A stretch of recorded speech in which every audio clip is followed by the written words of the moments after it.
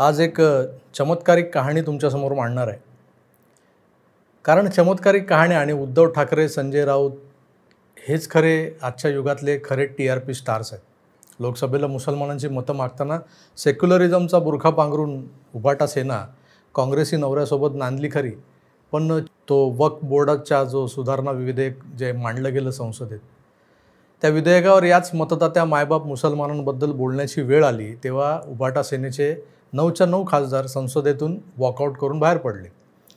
वक्फ म्हणजे या जमातीचा तो आत्मा जो पिंजऱ्यातल्या पोपटाच्या आत दडलेला आहे. ती स्टोरी आपण वाचली लहानपणी चांदोबात, राक्षसाचा प्राण पोपटाच्या आत. मुसलमानांच्या बाबतीतही नेमकं तसंच आहे. त्यांचा जो काही माज रुबाब आहे तो या वक्फ बोर्डाकडच्या वारेमाप संपत्तीवर अवलंबून आहे. आणि या वक्फ बोर्डाचा जो अनाडी कारभार आजवर चालत आला आहे त्याला आळा बसावा यासाठीच संसदेत वक्फ सुधारणा कानून जे विधेयक मांडलं गेलं आहे. स्वतःच्या पक्षाकडे पुरेसं बहुमत नसताना नरेंद्र मोदींनी हे विधेयक संसदेत मांडणं खरं तर धाडसाचं होतं, पण ते धाडस त्यांनी केलं आहे. आता या विधेयकाला जसा मुस्लिमांचा आका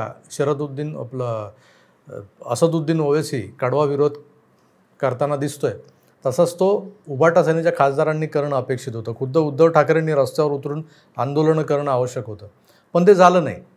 ठाकरेंचं मुस्लिम प्रेम हे बेगडी निघालं आणि याचा राग काढायला काही मुसलमान थेट मातोश्रीबाहेर येऊन निदर्शनं करू लागले. गद्दार गद्दार असं ओरडू लागले.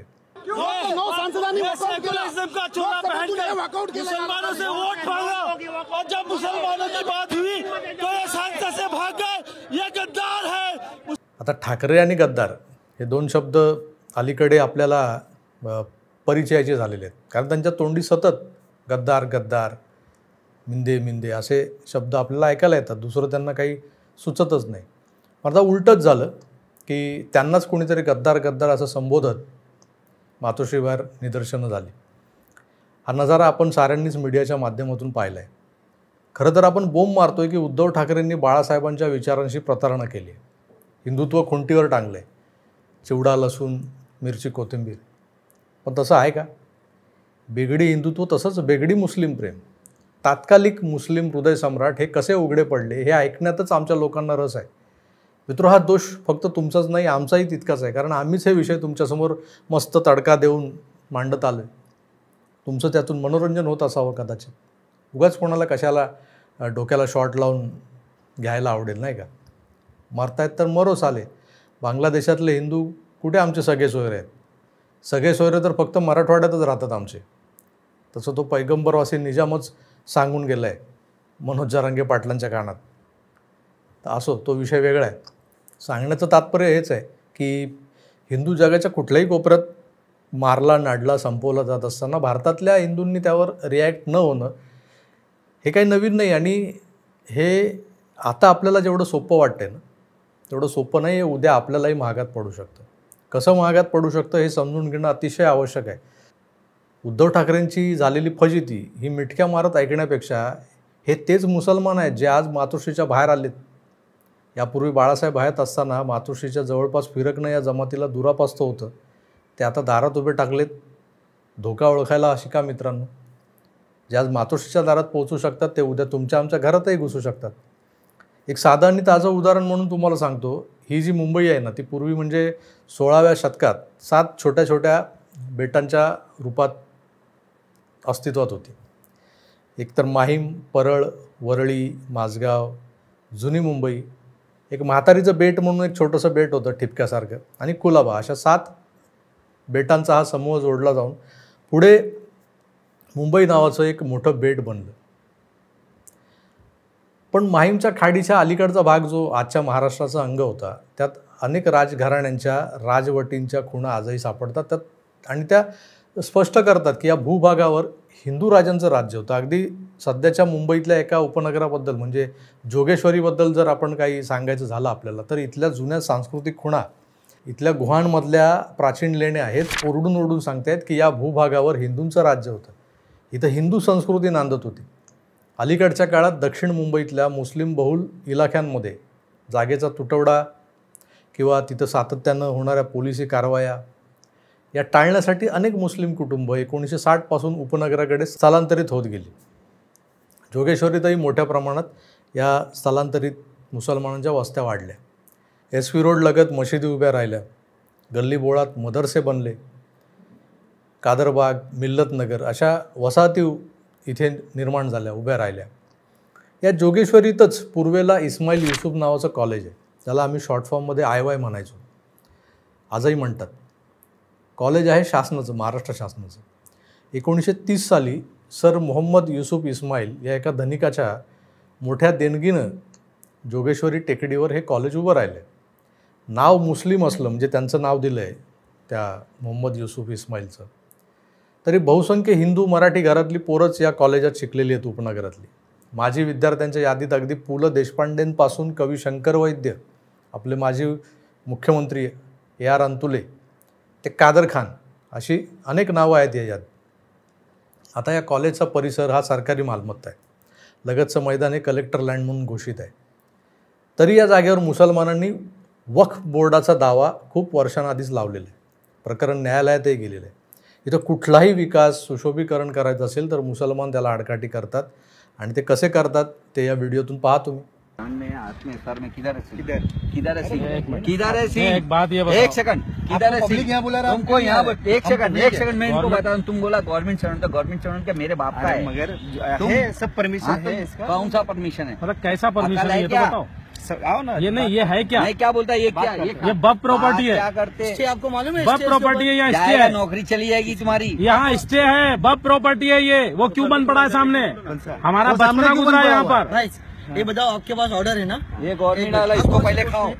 अरे मैं गवर्नमेंट का कॉन्ट्रैक्टर हूँ. कॉन्ट्रैक्ट देविदास साहब है? नहीं, मैं शरद हूँ. शरद भाई, आपके पास ऑर्डर कॉपी बताइए, वर्क ऑर्डर कॉपी बताइए, बता दे, प्लस प्लान बताइए. लाइए सब लाओ. किसने दिया परमिशन? इस पे ये कलेक्टर का, इस पे ये है. क्या है कलेक्टर पे? सब पेपर में. हाँ ठीक है. एक बात बताओ, ये प्रॉपर्टी के अंदर किसी का मार का लाल में हिम्मत नहीं है. कॉलेज ने परमिशन दिया, फंडिंग भी स्कूल का ये है सब. क्या भाई लेके आ पहला. कोई तो एक जन. मिसेज यादव है, मिसेज यादव है इधर जो फंडिंग दिया आपको. होगी मिसेज यादव. कहाँ है? Out of Bombay. अरे तो इधर ही लाके बताओ ना जगह पर. शरद भाई, ये कैसा काम कर रहे हो दादा? इजाजत किसने दी आपको ये सब करने की? गवर्नमेंट ने दी. अरे तो गवर्नमेंट के बाप की जगह है क्या?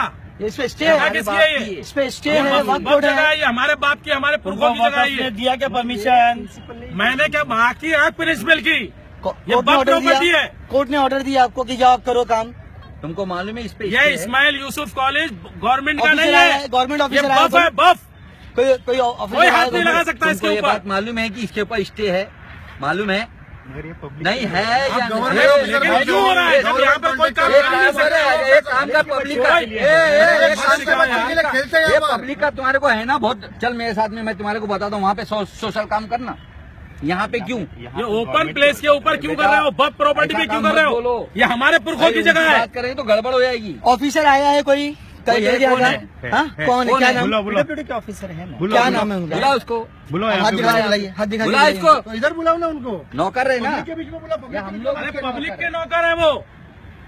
इधर बुलाओ ना उनको. कौन बोलता है? तुम लोग काम करो. हमारे पैसे की पगार ले रहे हो, तुम उधर बैठा रहे हो. आप काम बंद करो, काम करो और कोर्ट से बात करो. नहीं होना चाहिए. आप काम बंद करो और कोर्ट से बात करो. चालू हो रही है. प्रिंसिपल गई भाड़ में, वो हमारी पगार के ऊपर है. कॉन्ट्रैक्ट जो है ना सब. एक बात ध्यान दे लो, ये बब प्रॉपर्टी है ना, तो कम से कम यहाँ 10,000 की पब्लिक आएगी, फिर उसको फेस करना. कल रात में यहाँ के महाराष्ट्र में लड़के जितने हमारे सभा के परमिशन होता तो तुम अभी को घेराव किए दिखाते. साइड में चलो, ये नहीं बोलते. ये मुंबई के ना पुराना कोर्ट है, साइड में चलो. परमिशन साइड में. कलेक्टर के बाप की जगह है क्या ये? 16 साल से कोर्ट में मैटर है. ये जगह किसकी है? ये हमारे पुरखों की जगह है. समझ गए? कलेक्टर के बाप की जगह नहीं है. पहली बात तो चौकी में बुलाओ, पहले इसको सील करवाओ. ऑर्डर है उसके पास. वायरलेस पे बफ जगह है, बफ है ये. और ये कॉन्ट्रैक्टर है, इसको देखो. कोई कुछ नहीं कर सकता है. शरद बोरेले साहब, आपको कुछ भी किधर पे भी घुस जाने. मैं तुम्हारे घर में घुसूंगा तो अच्छा लगेगा? गवर्नमेंट के वर्क ऑर्डर से. अरे भाई, गवर्नमेंट का वर्क ऑर्डर कैसे मिल सकता है यार? बब प्रॉपर्टी के ऊपर कैसे मिल सकता है? जरा आप मुझे ये बताइए. बहुत दिन से साजिश चल रही है और तुम उसके साथ में आ रहे हो साजिश में. एक बात आप बताइए, गवर्नमेंट कैसे दे सकती है बब प्रॉपर्टी के ऊपर ऑर्डर? ये सब घोटालेबाजी आप लोगों का. या व्हिडिओतून एक संदेश पुरेसा आहे की जागा कुठली असो, मुसलमान त्या जागेला वक्फ बोर्डाची किंवा वक्फ बोर्डाच्या मालकीची म्हणू शकतो. वर सरकार के बाप की जगह है क्या असं उलटून बोलायला मोकळा असतो. हमारे बाप ज़्यादा की ज़मीन है, जोगेश्वरीसारख्या अर्वाचीन नगरीत, जिथं 6व्या शतकातल्या चालुक्य वंशाच्या राजघराण्यानं बांधलेल्या गुहा, त्यातल्या कोरीव लेण्या या इतिहासाची साक्ष देत आहेत की हे राज्य आमचं होतं, आमचं आहे, हिंदूंचं आहे. पण हे लसणीचे सगळीकडेच कुले वर करायला येतात. यांचे बापजादे 6व्या शतकात तुर्कस्तानातली वाळू रगडून तेल काढत बसले असतील, तेव्हा आमच्या बापजाद्यांनी इथं साम्राज्य उभं केलं होतं. आणि हा या व्हिडिओतला दाढीवाला चच्चा बोलतोय, हमारे बापजादा की जमीन आहे. मित्रो, हे मुठभर लोक ढिगभर हिंदूंना ललकारत बाहेर पडतात. याचं कारण आपला हिंदू मराठी माणूस फालतू राजकारणात गुंतून पडलेला आहे. आणि हे त्यांना स्पष्ट दिसतंय. आमचा मराठी माणूस कट्ट्यावर बसून आबाळ हेपलत असतो. मोदी, शहा, पवार, ठाकरे यांच्यापेक्षा त्यालाच राजकारण जास्त समजतं. अशा आविर्भावात अगदी तेल लावून हेपलत असतो तो आबाळ. पण तिकडं आपल्या घरात चूल पेटली आहे का, आपली पोरं जेवली आहेत का, शाळेत गेली आहेत का, हे मात्र त्याला माहीत नसतं. कुटुंबाबाबत एवढी अनास्था आमच्या मराठी माणसाची, हिंदू माणसाची. धर्म तर लांबच राहिला, पण तुमच्या उलट हे परकीय आक्रमक जे हिंदुस्थानात आले, कुठून तर अफगाणी वाळवंटातून, तुर्कस्तानातून, आणि आज त्यांचे वंशज तुम्हाला डोळे दाखवत आहेत. हमारे बापजादा की जमीन आहे. ही जमीन जर सलीम जावेदच्या पूर्वजांची असेल तर आमचे पांडोबा धोंडोबा काय गवत उपटायला गेले होते का त्यावेळेला, की त्या युसुफ चच्चाने उपटून ठेवलेल्या गवताचे भारे बांधत होते? विचार करा मित्रांनो, विचार करा. मोदींनी हा जो वक्फ बोर्डाचा जो कायदा सुधारणा विधेयक उगाच आणलेलं नाही आहे. ज्या घराचे तुम्ही 20-20 वर्ष EMI भरलेत ना, त्या घरावरही उद्या लसणीचे वक्फ कायदा लावतील, म्हणतील ये हमारे बापजादा का घर आहे. त्या चिच्चा नेहरूच्या सुपीक डोक्यातून 1954 साली निघालेला हा कुरापती कायदा एकतर रद्दच व्हायला हवा किंवा त्याला आवर घालायला हवा. आज हे जोगेश्वरीतल्या म्हणजे मुंबईसारख्या मराठी माणसाच्या या नगरीत, एका उपनगरात इस्माईल युसुफ असं मुस्लिम नाव असलेल्या गव्हर्नमेंट कॉलेजच्या आवारात वक्फ बोर्डाचा झेंडा गाडू पाहत आहेत. आज देशातली 3ऱ्या क्रमांकाची जमीन यांच्याकडे आहे. 8.5 लाख प्रॉपर्टी आहे त्यांच्या एकूण, त्यांच्या नावावर, ज्याचं क्षेत्रफळ आहे 9.5 लाख एकर अक्रॉस इंडिया, आणि 1.25 लाख करोड रुपयांची व्हॅल्यू आहे या संपत्तीची. There is a separate Islamic country in secular India. जागोजागी टिकटिकणारे टाईम बॉम्ब आहे ते. जर काय एकाच वेळी फुटले ना, तर संपवलेल्या समस्त हिंदूंना, या टाईम बॉम्बने संपवलेल्या समस्त हिंदूंना श्रद्धांजली व्हायला एक हिंदू शोधूनही सापडणार नाही आपल्याला. पण आपल्याला काय त्याचं, आपण उभाटा कसे फसले, कसे हसले, यातच मजा शोधणार. संजय राऊत नावाचा सकाळचा भोंगा वाजला नाही तर अनेकांना प्रेशरही येत नाही म्हणे सकाळचं. तो भोंगा ऐकावाच लागतो आमच्या मराठी माणसाला, अशी गत आहे. धर्म ही अफूची गोळी असते असं म्हटलं जातं. पण आता ठाकरे पवार या अफूच्या गोळ्या आणि संजय राजाराम राऊत पोट साफ होण्याचं दौत्ययोग चूर्ण बनलं आमच्यासाठी. घेतल्याशिवाय पर्याय नाही. हिंदू हा असा राजकीय कैफात बुडालेला आहे, तर मुसलमान वक्फच्या नावाखाली देश गिळायला निघाला. बापजादा की जमीन. आपण मात्र आपल्याच मस्तीत. मित्रो, आपलं भविष्य किती अंधकारमय आहे हे एक वार डोळे उघडून बघा. काही दिसलं तर जागे व्हा, एवढंच सांगतो. आणि तुर्तास थांबतो. पुन्हा भेटूच, तोवर आपली काळजी घ्या आणि पाहत राहा आकार DG9. धन्यवाद. नमस्कार.